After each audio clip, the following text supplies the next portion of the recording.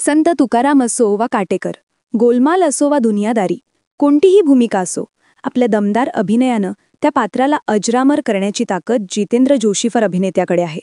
केवळ अभिनयच नाही तर लेखन, कविता, गीतलेखन आणि दिग्दर्शन अशा सर्वच क्षेत्रांत जितेंद्रनं आपलं नाणं खणखणीत वाजवलंय. पण त्याचा हा प्रवास नेमका कसा होता याबद्दल तुम्हाला नक्कीच उत्सुकता असेल. चला तर मग जाणून घेऊया आजच्या या बायोग्राफीमधून. जितेंद्र जोशी यांचा जन्म 27 जानेवारी 1948 रोजी पुणे, महाराष्ट्र येथे एका मारवाडी कुटुंबात झाला. त्याचं बालपण अत्यंत खडतर होतं. वडील नशेच्या आहारी गेल्यामुळे त्यांच्या एकुलत्या एका मुलाची जबाबदारी त्यांची आई शकुंतला जोशी यांच्यावर पडली. ज्या शाळेत त्यांची आई शिकली त्या शाळेच्या बाहेर लिमलेटच्या गोळ्या विकण्याची वेळ त्यांच्यावर आली होती. जितेंद्र यांनी विद्याप्रसारक मंडळाच्या पॉलिटेक्निक कॉलेज ठाणे येथून शिक्षण घेतलं आणि डी.वाय. पाटील कला, वाणिज्य व विज्ञान महाविद्यालय पुणे येथून पॉलिटेक्निकमध्ये डिप्लोमा आणि मास्टर ऑफ इंजिनिअरिंग मॅनेजमेंट पूर्ण केलं. शाळेत असताना चित्र स्नेहसंमेलनात सहभागी होत असला तरी अभिनय क्षेत्रात येण्याचा विचार त्याच्या डोक्यात अजिबात नव्हता. स्नेहसंमेलनाच्या निमित्ताने रंगभूमीशी त्याचा संबंध आला, पण तो तेवढ्या पुरताच मर्यादित होता. त्यावेळी त्याला नाटक म्हणजे काय हेही माहीत नव्हतं. त्याच्या शिक्षकांनी त्याला कलाक्षेत्रात काहीतरी करण्याचा सल्ला दिला. नाटकाची माहिती नसल्यामुळे त्याने काही नाटकं पाहण्याचा निर्णय घेतला. जित्रे याने पाहिलेलं पहिलं नाटक होतं बऱ्हाड निघालंय लंडनला. त्यानंतर त्याने प्रसाद ओक, सुबोध भावे, लोकेश गुप्ते यांच्या वेगवेगळ्या एकांकिका पाहिल्या. त्यामुळे त्याला अभिनय क्षेत्र खूप आवडलं आणि त्याने नाटकात काम करण्याचा निर्णय घेतला. यासाठी त्याने सृजन नाट्य संस्थेसोबत काही नाटकांमध्ये कामं केली आणि अभिनय क्षेत्रातच करिअर करण्याचा विचार त्याच्या मनात पक्का झाला. यासाठी त्याने मुंबईची वाट धरली. मुंबईत आल्यानंतर जितेंद्र याने अभिनेते सतीश तारे यांच्या नाटकांमध्ये म्युझिक ऑपरेटर म्हणून काम सुरू केलं. हे काम करता करता त्याला नाटकाची गोडी लागली. मात्र घरातून या नाट्यवेडाला खूप विरोध व्हायचा. वेळ आणि पैसा दोन्ही वाया जात असल्यामुळे घरचे नाराज असायचे. जितेंद्रने शिक्षण घेऊन लवकर स्वतःच्या पायावर उभं राहावं अशी त्यांच्या कुटुंबाची सर्वसामान्य इच्छा होती. त्या काळी जितेंद्र टूरटूर या नाटकात म्युझिक ऑपरेटर म्हणून काम करत होता.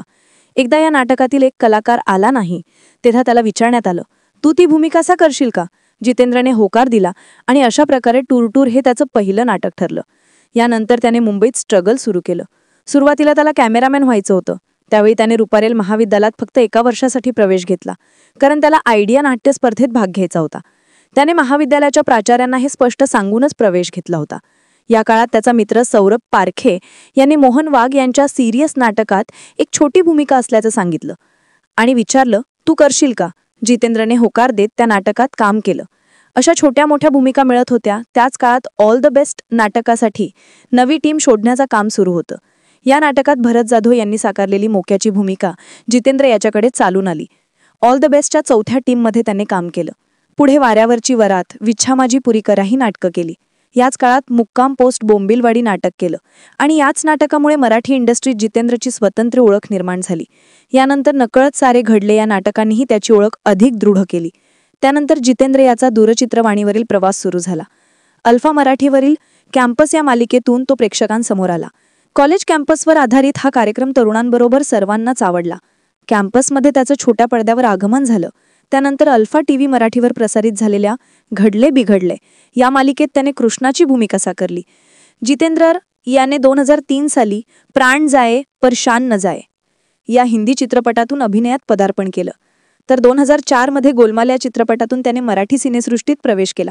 भरत जाधव, अमृता खानविलकर, सुनील तावडे यांसारख्या दमदार स्टारकास्टसह काम करताना जितेंद्र यांनी आपल्या अनोख्या विनोदी शैलीने स्वतःचं वेगळेपण सिद्ध केलं. त्यानंतर हम तो तेरे आशिक है, हाय काय नाय काय, शाळा यासारख्या चित्रपटांमध्ये तो झळकला. मात्र खऱ्या अर्थाने त्याच्या भूमिकेची वाहवा 2012 साली आलेला तुकाराम आणि 2000 साली आलेला दुनियादारी या चित्रपटामुळे झाली. तुकाराम चित्रपटात त्याने संत तुकाराम महाराजांची प्रमुख भूमिका साकारली, ज्याचं प्रचंड कौतुक झालं. तर दुनियादारीत सायनाथ ही भूमिका आयकॉनिक ठरली. त्यानंतर बाजी, काकण, पोस्टर गर्ल यासारख्या अनेक चित्रपटातून त्याने आपल्या अभिनयाची झलक दाखवली. सोबतच छोट्या पडद्यावर हास्य सम्राट, होम मिनिस्टर, मराठी पाऊल पडते पुढे, सारेगमप, सीझन 11, डान्स स्पेशल यासारख्या अनेक टेलिव्हिजन रियालिटी शोज त्याने होस्ट केले. जितेंद्र याने OTT आणि वेब सिरीजच्या विश्वातही स्वतःची वेगळी ओळख निर्माण केली. सेक्रेट गेम्स या हिंदी वेब सिरीजमधील काटेकर या भूमिकेने त्याला अल्पावधीतच प्रचंड प्रसिद्धी मिळवून दिली. फक्त महाराष्ट्रातच नाही तर संपूर्ण भारतात काटेकर म्हणून त्याची ओळख झाली. 2008 मध्ये नेटफ्लिक्सवरील बेताब या मालिकेत त्याने अजय माधवन ही प्रमुख व्यक्तिरेखा साकारली. या हिंदी वेब सिरीजमध्ये त्याने पहिल्यांदाच सरकारी अधिकाऱ्याची ग्रे शेडची भूमिका साकारली. जितेंद्र कार्टेल या वेब सिरीजमध्येही दिसला. केवळ अभिनय आणि लेखनच नाही तर जितेंद्र एक उत्तम कवी देखील आहे. त्याचे मित्र शैलेंद्र बर्वे आणि स्वप्नील नारायणे यांनी त्याला कविता आणि गाणी लिहिण्यास प्रोत्साहन दिलं. जितेंद्र यांनी जत्रा या चित्रपटासाठी लिहिलेलं कोंबडी पळाली हे गाणं खूप गाजलं आणि त्याची गीतकार म्हणूनही एक स्वतंत्र ओळख झाली. त्यानंतर कॉमेडी एक्सप्रेस, तारक मेहता का उल्टा चष्मा यासारख्या मालिकांची शीर्षक गीतं त्याने लिहिली. जितेंद्र यांची लव्ह स्टोरी देखील तितकीच फिल्मी आहे. त्याच्या पत्नीचे नाव मिताली जोशी, माहेरची मिताली सतीश देशमुख. मितालीने जितेंद्र याला पहिल्यांदा बहुरूपिया टीव्ही कार्यक्रमात पाहिलं होतं. त्यावेळी ती फक्त 16-17 वर्षांची होती. एका मुलाखतीत तिने सांगितलं की जितेंद्र यांनी त्या कार्यक्रमात नाटकातील एक छोटा भाग सादर केला होता. त्याचा अभिनय इतका सहज आणि सुंदर होता की मिताली आपल्या मैत्रिणीला सहज म्हणाली, माझं त्याच्याशीच लग्न होणार. योगायोग असा की त्या घटनेनंतर एका आठवड्यातच जितेंद्र याने मितालीच्या कॉलेजमध्ये प्रवेश घेतला. तिथेच त्यांची भेट झाली. ओळख वाढवण्यासाठी मितालीने ललित कला केंद्रात प्रवेश घेतला आणि तिथेच तिने आपलं ग्रॅज्युएशन पूर्ण केलं. यामुळे त्यांची मैत्री अधिक घट्ट झाली. मितालीने कधीही आपलं प्रेम व्यक्त केलं नव्हतं, पण तिने काही सुंदर पत्र लिहून ठेवली होती जी तिने कधीच दिली नाहीत. मिताली मूळची नाशिकची, पण पुढे ती पुण्यात शिफ्ट झाली. जितेंद्र मूळचा पुण्याचाच. त्यांच्या लव्ह स्टोरीचा एक छोटा ट्विस्ट तेव्हा आला जेव्हा जितेंद्र याला मितालीच्या मैत्रिणीची थोडी आवड वाटायला लागली. ही गोष्ट मितालीला माहीत होती, पण त्यांचं काही अफेअर नव्हतं. याच दरम्यान जितेंद्र याला मितालीबद्दलच्या भावना उमटू लागल्या. एकदा रात्री त्याने मितालीला फोन करून आपल्या भावना व्यक्त केल्या. मितालीला उत्तर दिलं, जर सकाळी तुझ्या मनात हे तेच असेल तर आपण बोलूया. मात्र त्याच सुमारास जितेंद्र याचा एक मोठा अपघात झाला आणि तो 7 दिवस कोमात होता. कोमातून बाहेर आल्यानंतर त्यांचं पुन्हा बोलणं सुरू झालं आणि ही प्रेमकहाणी पुढे सरकली. मिताली लेखनात रमू लागली. मालिकांचे, गीतांचे लेखन, नाटक यासारख्या अनेक गोष्टींमध्ये तिने सहभाग घेतला. एकदा ललित कला केंद्रात तिला सोलो डान्स करायचा होता, पण तिला काहीच सुचत नव्हतं. तेव्हा जितेंद्र याने मी लख्खकण हसते नावाचा एक उतारा लिहून दिला, ज्यात कविता आणि तिच्यावर आधारित भावनात्मक मजकूर होता.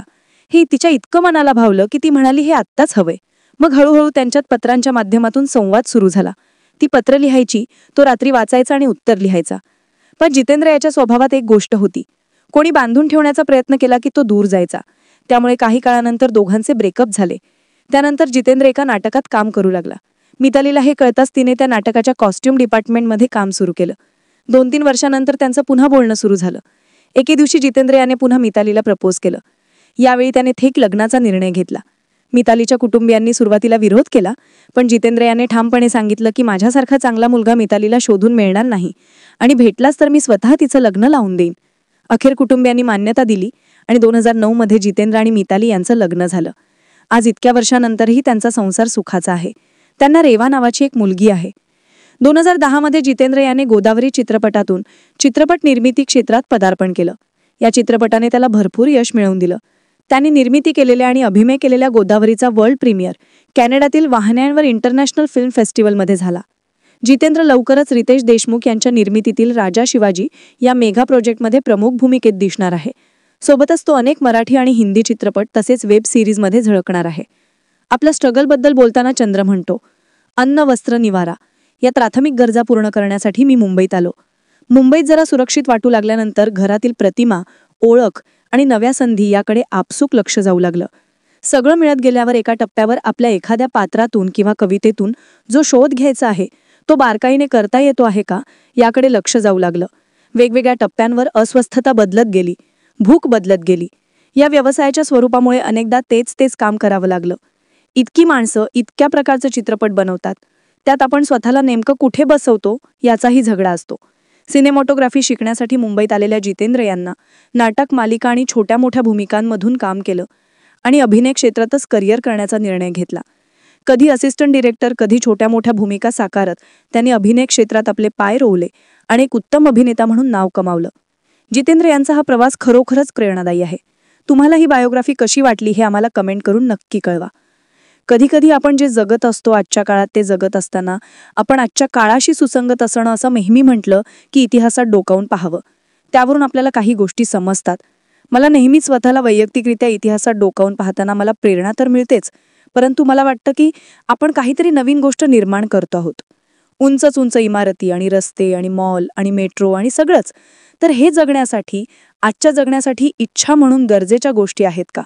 असाव्यात तर मग जे अत्यंत कष्टानं ज्या गोष्टी ऑलरेडी करून ठेवलेल्या आहेत त्या गोष्टींविषयी, त्यांच्या जपणुकीविषयी आपण काही करतोय का?